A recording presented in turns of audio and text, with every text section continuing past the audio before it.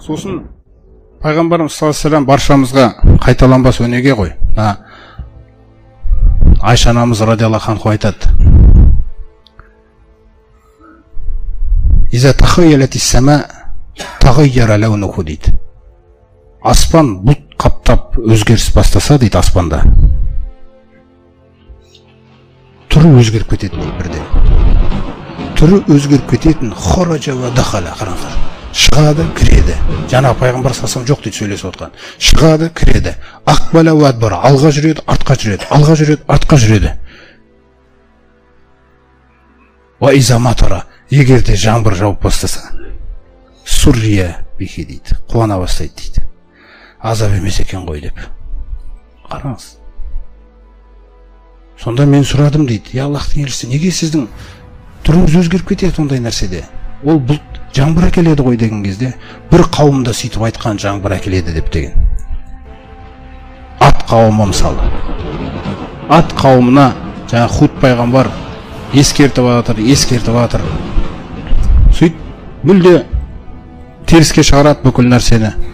Сөйтіп бір кезде аспанда қалың бұлт қаптайды. Қалың бұлт. Бүкіл аспанды жайылған аспанға. Сол аспанға жайылған бұлтты көріп, фаламма раауху, олар сол азапты көрген кезде, оның азап екенін білмейді дейді Алла Тағала әлі. Олар оны көрген кезде, яғни Алланың уәде еткен азабын, ескерткен азабын көрген кезде, қолу, олар былай деп айтты дейді: "Ғаридан мустақбила иля аудиятихим", өздерінің сайларына, ауылдарына қарай келе жатқан қалың бұлтты көрген кезде, қолу хаза ғаридун мунтируна, мына бұлт қазір бізге жаңбыр жауады деп. Бәл хуа мастағжалтум бихи, бұл сендердің Худтан асығып сұраған нәрселерің ғана дейді. Өйткені олар Худқа не деді? Фәтина бима тағидуна ин кунта минас садиқин. Ей Худ, егер рас айтушылардан болсаң, әкелші кәне андағы нәрсеңді деген азапты. Міне сол асығып осы дүниеде сұрап алған нәрселерің келатыр дейді. Рихун, ол бұлт емес дейді. Ол үлкен дауыл келатыр дейді. Дауыл әлі басталған жоқ, келе жатыр. Фики азабун алим, оның ішінде қиналтатын азап бар дейді. Міне аталған айтып жатыр. Сосын баяндайды: тудаммиру кулла шайин. Нау жердің бетінде ондай жел болып көрген емес екен өзі. Дәл сол желдей, сол дауылдай, дауыл ондай болып көрмеген.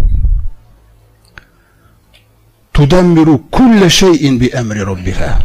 Раббысының әмірімен қазір күллі нәрсені талқандайды дейді анау.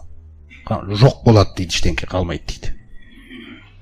Содан жаңағы дауыл соққан кезде, фа асбаху, нандай күйге айналды дейді олар. Ла юра илля масакинухум. Тұрған орындары ғана қалды дейді.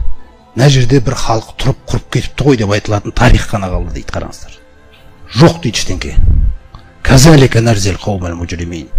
Тәртіпке бағынбаған қауымдарды біз осылай жазалай саламыз дейді. Бұл желді Аллах Тағала арнайы періштелерге тапсырған. Арнайы желге, жаңбырға жауапты періштелер бар. Сол періштелерге бағынады ол жел. Түсінесіз бе? Олар жүйелі түрде істетеді оны. Олар көрінбейді. Оның бер жағында біз анау зерттеп атып, физиканы табамыз, нені табамыз ғылымдар. Біздікі жететіні тек бер жағы. Бірақ ар жағын дүнияуи ғылым ешқашан айтпайды оны, періштелердің әкеп атқанын, істетіп атқанын. Сол періштелер жаңағы дауылды әкелатқан кезде азап дауылын. Әдетте періштелерге тапсырылған іс толығымен періштелерге бойсунады. Түсіндіңіз бе? Жел болсын, қайсы нәрсе болсын. Дәл сол жел келген кезде ва амма адун жаңағы фа ухлиху бирихин сарсарин атия дейді ада. Өте ызғарлы, суық, сондай бір ызғарлы үскірік желмен дейді. Құртылды дейді ат қауымы. Атия деген сифатты қойған. Атия деген сөз бой бермей кеткен деген сөз. Яғни жаңағы періштелерге бой бермей кеткен екен жел. Қараңыздар. Алла Тағала өзі құдіретімен істеген екен оны. Періштелер басқара алмай қалған. Ат қауымының басына келген желді дауыл ұстауға. Өте қатты түрде. Фи айямин нахисатин, сондай бір сұрапыл күндерде жібердік дейді оларға сол азапты. Лиюзиқу, жаңағы дәмін тату үшін, Аллах Тағала дәмін татқызу үшін оларға азабал хизи дейді. Қорлық азабын дейді. Неге желді Алла Тағала бой бермей кеткен жел деп атады? Өйткені олар туралы Алла Тағала солай айтады. Олар да Худ пайғамбарға келіп, теріске шығарып, «Ва атау ан әмри роббихим» дегендей, олар да Раббысының әміріне бой бермеді дейді, қараңыздар. Тіпті андай сөзді айтқан екен олар. «Фаамма адун фастакбару фил арди». Жердің бетінде сондай тәкаппарлыққа ие болды ол дейді олар. Тіпті андай сөзді айтты. «Ва қалу ман ашадду қуватан минна». Ей Худ, кім ол бізден күштірек мына жердің бетінде? Кіммен қорқытасың сен бізді? Кім бізден күштірек деген кезде Алла Тағала айтады. Әуәләм ярау. Соншалықты соқыр болған ба дейді. Бұлар көрмей ме дейді. Бұл айналадағы нәрселердің не болып жатқанын. Айналадағы нәрселерден, тарихтан қараңыздар. Алланың құдіретінен бұлар білмей ме, көрмей ме? Анналлаху аллази халақакум хуа ашадду минхум хуа. Бұларды жаратқан Алла сол күшті емес па деген. Егер күшті болсаңдар, онда күштеріңді сынайық деп Алла Тағала фарсална алейхим рихан сарсаран фи айямин нахисатин дейді.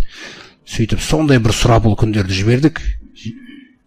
Бір апта құйындаған ғой ана жер, өзіңіз ойлаңыз. Құйындатқан кезде түк қалдырмаған ана кісі. Шұрып аспанға көтеріп, іштерін тесіп, бастары жоқ жерге құлай берген. Құрма ағаш жағы ішін діңгектің іші шіріп кеткен. Іші шіріп кеткен құрманың діңгектері сияқты жатқан дейді олар жерде болды. Фахал таро лахум мин бақия, ей пайғамбар. Көрдің ба сен солардан біреуінің қалғанын дейді. Ешкім қалмады дейді өште.